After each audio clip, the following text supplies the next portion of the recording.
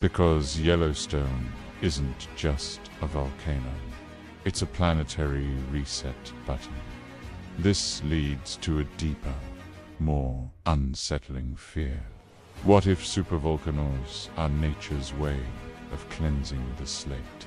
A built-in defense mechanism against any civilization that grows too powerful, too dominant.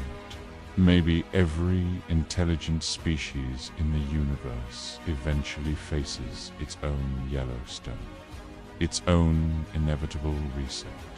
A great filter written not in silence, but in fire. If Yellowstone erupted tomorrow, humanity wouldn't vanish in an instant, but our age of dominance would be over.